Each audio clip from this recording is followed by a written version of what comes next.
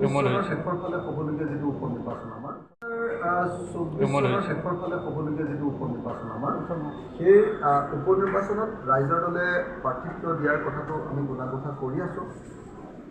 তাৰ কাৰণে আমাৰ চাৰ্ভে এটা চলি আছে আৰু তাৰ কাৰণে আমাৰ দলৰ পিনৰ পৰা প্ৰত্যেকটো উপ নিৰ্বাচন হ'বলগীয়া আচলতে 9টা সমষ্টিতে হ'বগৈ লাগে, কাৰণ বহুত কংগ্ৰেছৰ MLA গৈ বিজেপিত সোমাইছে, তেওঁলোকৰো আসনবিলাক খালী হ'ব লাগে।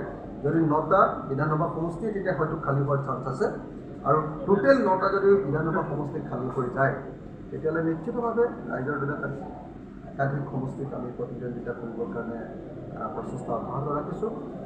তাৰ কাৰণে আমাৰ কাম কাজ চলাই আছোঁ আৰু আশা কৰোঁ যে ৰাইজে এইবাৰ নিৰ্দলীয় অসমঞ্চক আদৰি ল'ব আৰু ৰাইজে এইবাৰ সাম্প্ৰদায়িক বিজেপি, ফেচিষ্ট বিজেপি, আমাৰ সকলোৰে মুখবিলাক চিলাই পেলোৱা বিজেপি, বাক স্বাধীনতা সৰ্ব কৰা বিজেপি দলক এইবাৰ সকলোৱে বিৰোধিতা কৰিব পাৰিম, সকলোৱে ঐক্যবদ্ধভাৱে আমি পৰাজিত কৰিম। দেখা গৈছে গত লোকসভা নিৰ্বাচনত বিজেপি প্ৰাৰ্থী যোৰহাট লোকসভা সমষ্টি আচলতে চবৰে চকু আছিল, আৰু যোৰহাট লোকসভা সমষ্টি বিজেপি প্ৰাৰ্থী প্ৰখ্যাপিত প্ৰাৰ্থী তপন গগৈ দীঘ সমষ্টিতে হাৰিছে, আৰু তাক লৈ আচলতে ৰাইজৰ দলে কেনেদৰে অগ্ৰগতি লাভ কৰিব সোণাৰীত বা চৰাইদেউত? মানে আচলতে যোৰহাট আসনখনত পৰাজিত হোৱাটোৰ যিটো ট্ৰমা বুলি কয়, ট্ৰমা, সেই ট্ৰমাটোৰ পৰা এতিয়াও মুখ্যমন্ত্ৰী উঠিব পৰা নাই।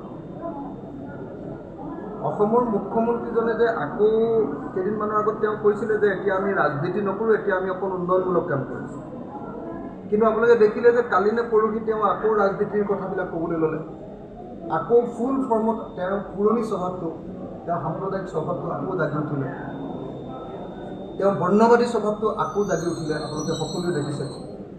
তাৰ কাৰণটো হ'ল যে তেওঁ এতিয়াও যোৰহাট লোকসভা সমষ্টিবাসী ৰাইজে দিয়া কোবটো, তেওঁৰ কঁকালত দিয়া কোবটো, হিমন্ত বিশ্ব শৰ্মাই নিজকে ইমান দিন ধৰি অপ্ৰতিৰোধ বুলি ঘোষণা কৰি আছে।